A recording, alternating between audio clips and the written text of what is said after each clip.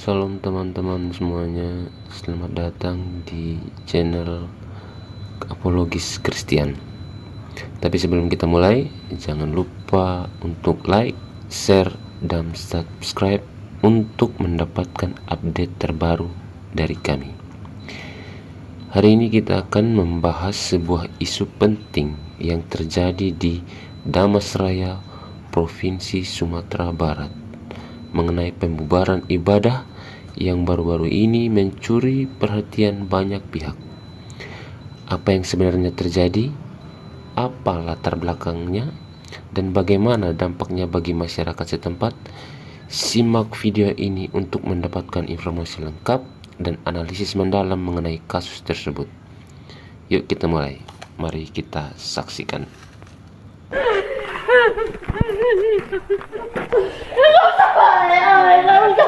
Pekerja kak, harian kak. Kalau dibongkar nggak apa. Gimana kan bagaimana?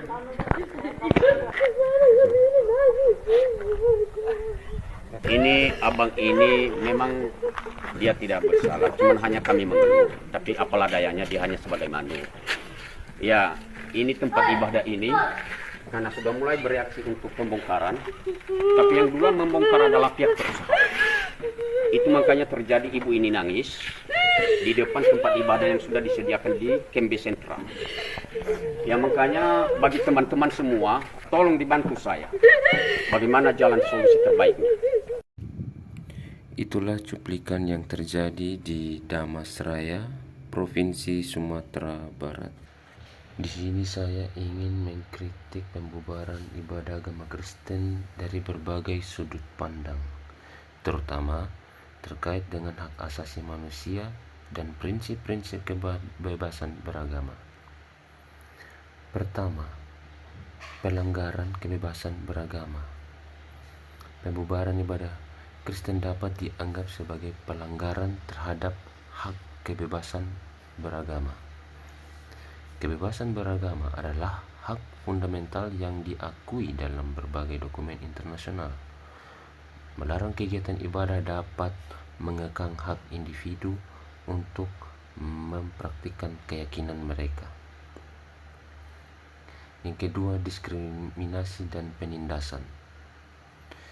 Jika pembubaran ibadah dilakukan berdasarkan alasan agama, ini bisa dianggap sebagai bentuk diskriminasi terhadap penganut Kristen. Diskriminasi semacam ini melanggar prinsip keadilan dan kesetaraan dalam hak asasi manusia. Yang ketiga, dampak sosial dan psikologis. Pembubaran ibadah dapat memiliki dampak sosial yang luas, termasuk dampak psikologis pada penganut Kristen. Ibadah seringkali berfungsi sebagai sarana dukungan emosional dan sosial. Penutupannya bisa mengakibatkan rasa terasing dan tekanan mental. Berikut mengancam kohesi sosial. Gereja seringkali menjadi pusat kegiatan komunitas.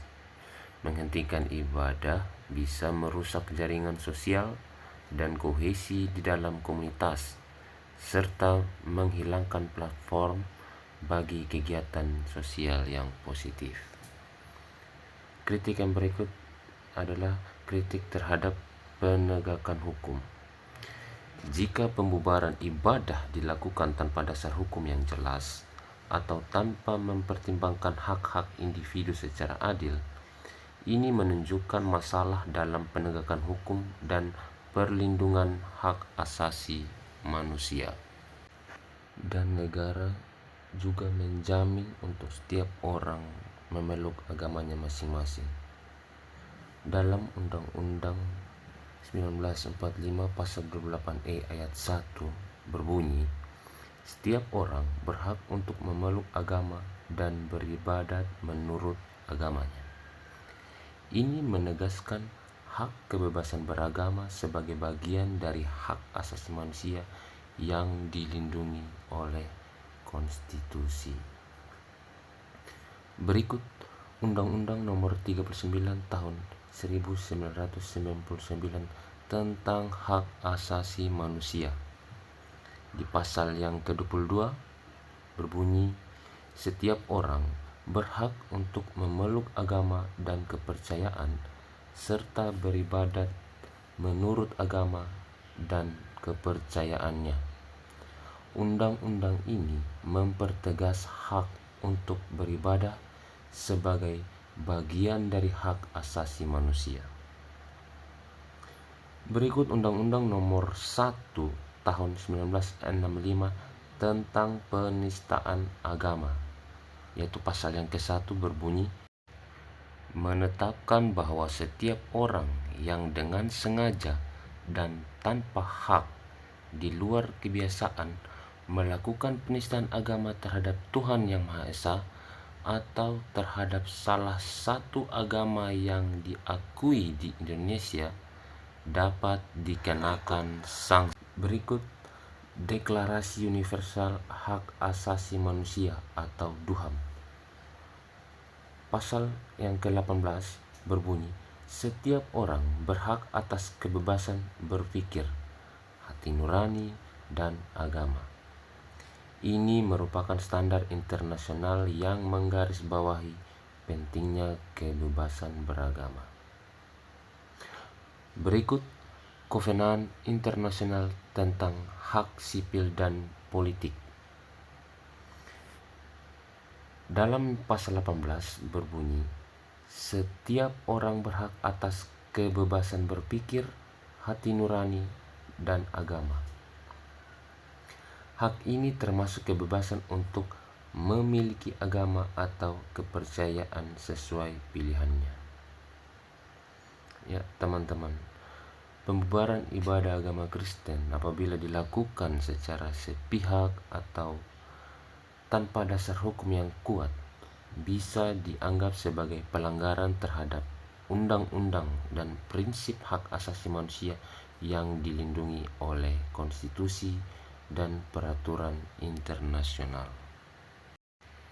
Dari semua peristiwa yang terjadi seperti pembubaran ibadah, ada makna teologis di dalamnya, yaitu ujian iman. Dari sudut pandang teologis, pembubaran ibadah bisa dianggap sebagai ujian iman bagi umat Kristen. Seperti dalam banyak tradisi Kristen, kesulitan dan penindasan dianggap sebagai kesempatan untuk memperkuat iman dan ketahanan spiritual. Ini bisa mengingatkan kita akan pentingnya iman yang kuat meskipun menghadapi tantangan. Secara keseluruhan, pembubaran ibadah bagi umat Kristen dapat menimbulkan dampak yang mendalam, mempengaruhi komunitas sosial dan kehidupan spiritual kita. Namun, dari perspektif teologis, ini juga dapat dianggap sebagai kesempatan untuk menguji dan memperdalam iman serta memperkuat solidaritas dan ketahanan di antara kita.